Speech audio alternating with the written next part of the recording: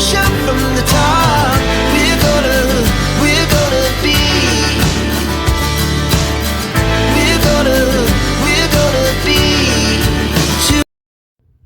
Hey guys, welcome back to my channel. If you're new here, my name is Samantha. Make sure you hit the subscribe button. We would love to have you in the fam.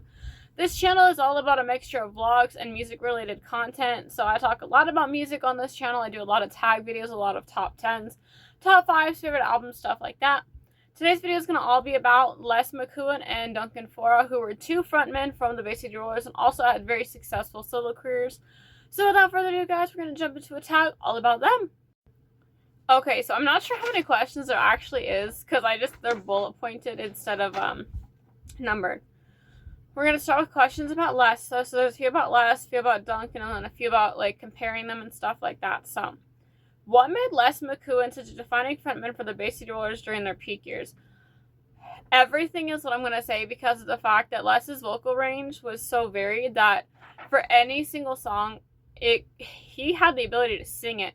Whether it had been like the more pop, more like rock and roll, like rock and roller, you know, and then like later on the times, of course, Strangers in the Wind, Don't Let the Music Die, Love Fever, Love Power, all those different songs definitely define the fact that he could sing anything and make it sound good. It was a very defining moment in the Bay City Rollers' career, and I feel like that is exactly what led them to the high success they ended up holding for such a long time.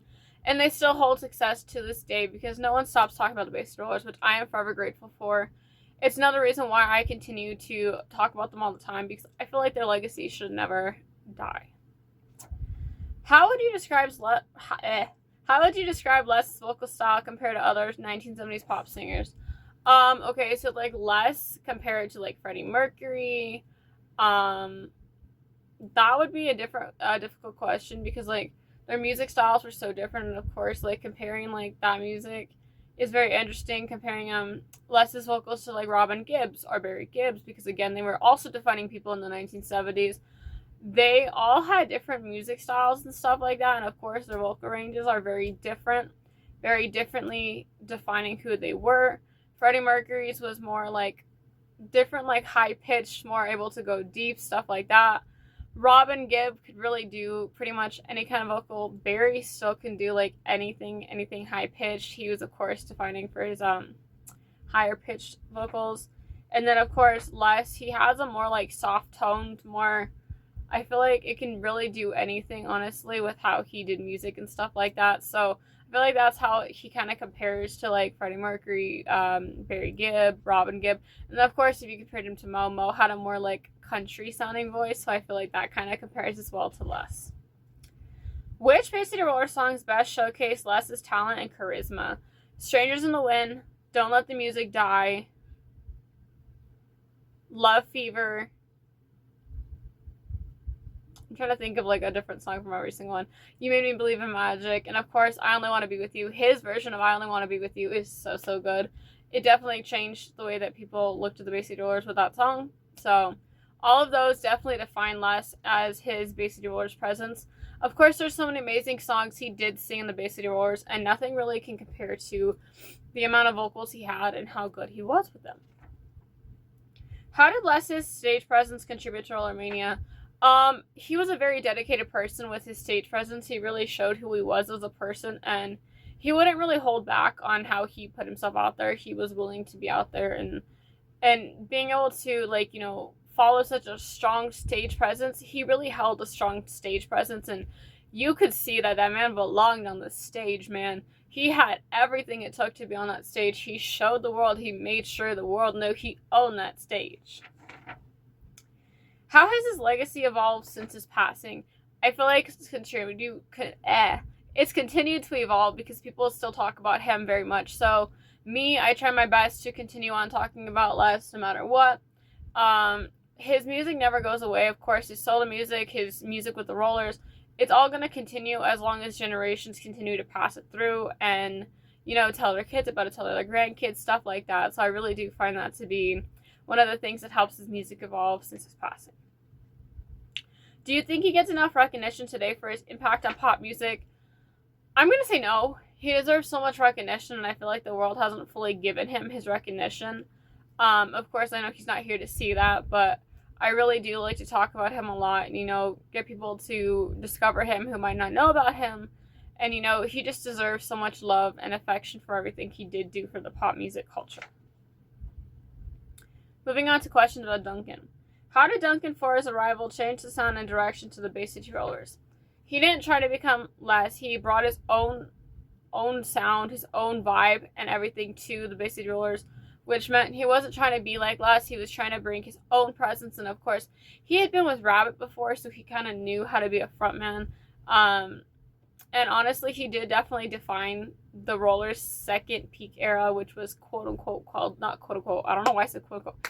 It was called the Rollers, no longer the Bay City Rollers, because they changed their name to the Rollers. That way they could be seen kind of differently. So he definitely just, gave the band a new wave to kind of ride on, of course, with all the different songs from the Elevator album, Ricochet, and of course, Vox.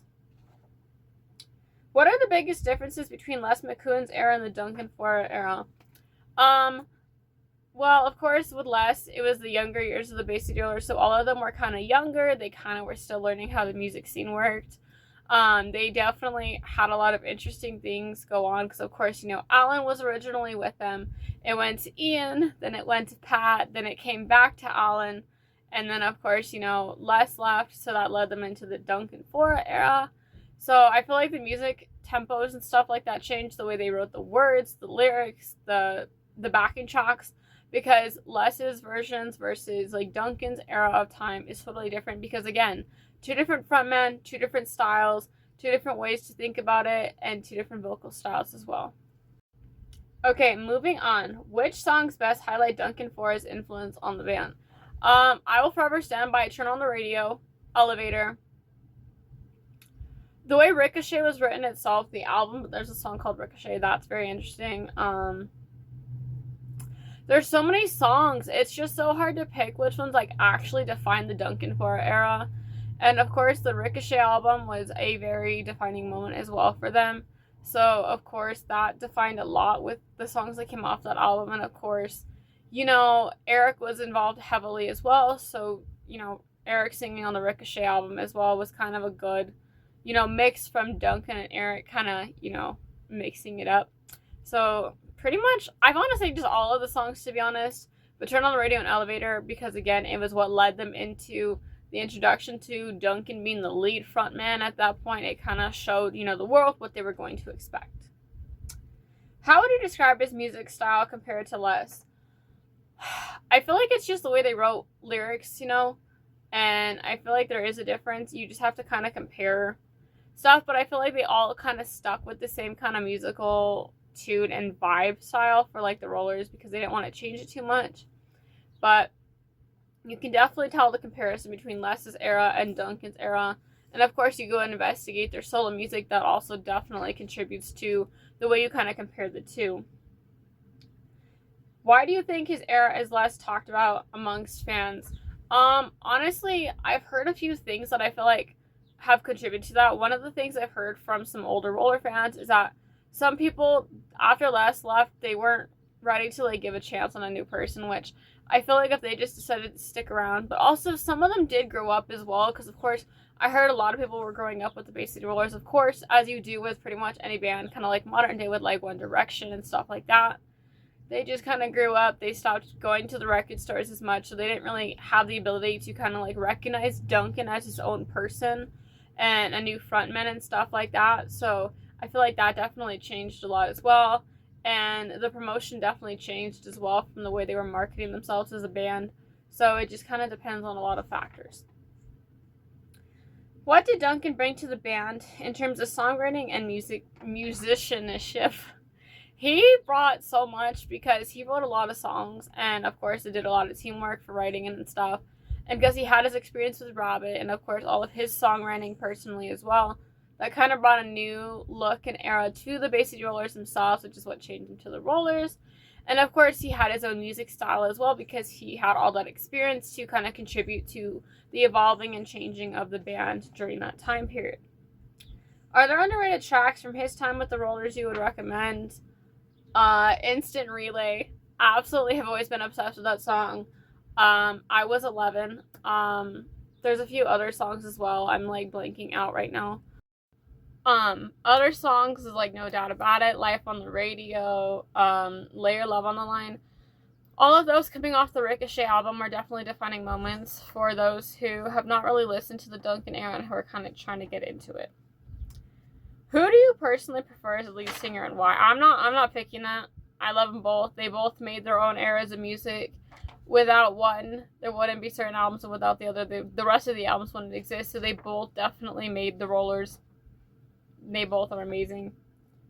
How did fans react to the transition from Les Mckeown to Duncan Faure at the time?